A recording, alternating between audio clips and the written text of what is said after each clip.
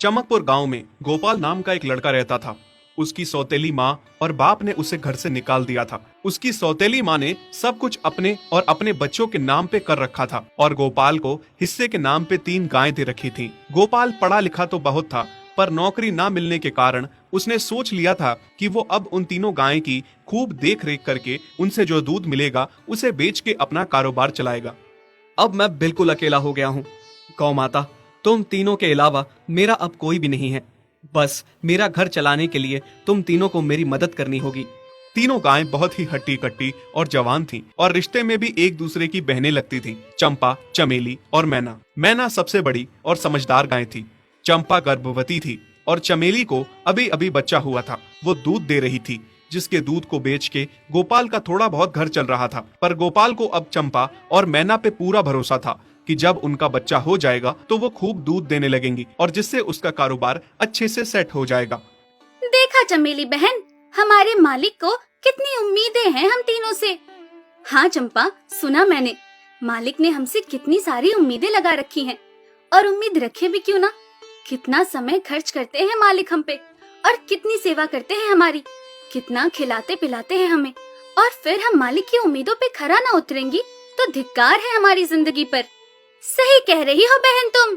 चलो हम तो मालिक के लिए कुछ ना कुछ कर ही लेंगे। तुमने बच्चा दे दिया है, दूध भी दे रही हो, मैं भी गर्भवती हूँ। थोड़े दिनों में मैं भी बच्चे को जन्म दे दूंगी, फिर दूध भी देने लगूंगी।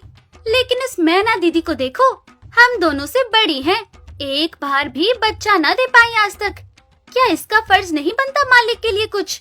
ये तो बड़ी हैं, हमसे ज्यादा इसको मालिक के लिए करना चाहिए था, लेकिन हम छोटी होकर इतना सोच रहे हैं। तुम दोनों ऐसा क्यों कह रही हो? क्या गलत कह रहे हैं हम? सही तो कह रहे हैं। कितने सालों से बांझ पड़ी हो तुम। ऐसा कैसे कह सकती हो तुम? बच्चा देना ना देना मेरे हाथ में थोड़े ना है। मैं भी तो माँ बनना चाहती हूँ ना। मैं भी चाहती हूँ कि दूध दूँ और मालिक को मेरे दूध से कुछ फायदा हो। अरे तुम क्या बच्चा दोगी जो इतने सालों से नहीं दे पाई? तुम ये ख्वाब लेना बंद करो कि तुम बच्चा दोगी और तुम्हारे दूध से मालिक को कोई फायदा होगा।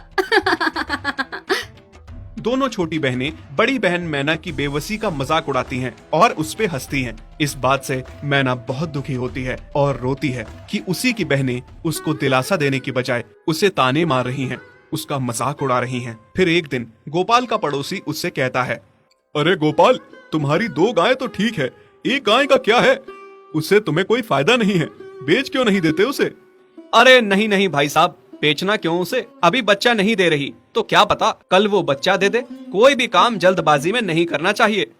अरे नहीं गोपाल, मेरे कहने का ये मतलब था कि तुम्हें अपना कारोबार जल्द खड़ा करने की जरूरत है, क्योंकि तुम्हारे घर वालों ने तुम्हारे साथ जो कुछ भी किया वो बहुत गलत था।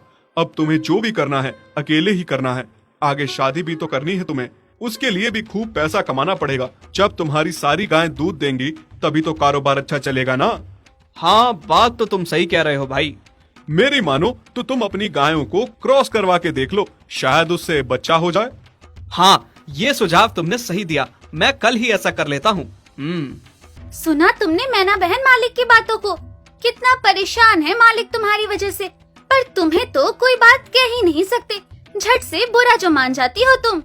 मैना ये सब सुन के बहुत दुखी होती है, पर करती भी क्या, उसके हाथ में कुछ नहीं था।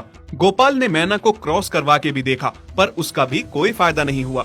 गोपाल, जो सुझाव मैंने तुम्हें दिया था, क्या वो तुमने आजमाया? हाँ भाई, वो भी करके देख लिया, पर उसका भी कोई असर ना हुआ। ये गाय किसी काम की नहीं है गोपाल, मेरी मानो तो इसे बेच दो। मैं सोच रहा हूँ एक बार फिर से क्रॉस करवा के देखता हूँ, शायद कोई बात बन जाए। देख लो, पर मुझे नहीं लगता। देखा, इन लोगों को भी पता चल गया तुम बच्चा नहीं दे सकती, तुम बांझ ही रहोगी। सही कह रही हो तुम दीदी, इतने जतन करने के बाद भी बच्चा नहीं हो रहा तो अब क्या होगा? गोपाल मैना को एक बार फिर से क्रॉस करवा लेता है। दोनों बहनें चंपा और चमेली मैना के बांझपन का मजाक उड़ाती हैं और उस पे खूब हंसती हैं। फिर एक दिन मैना चमेली के बच्चे के साथ खेल रही थी कि तभी चंपा देख लेती है। हाँ देख तो चमेली दीदी, ये मैना दीदी तेरे बच्चे के साथ क्या कर रही है? मुझे समझ में नहीं आ रहा, तू इस बांझ के साथ अपने बच्चे को कैसे छोड़ सकती है? जब मेरा बच्चा आ जाएगा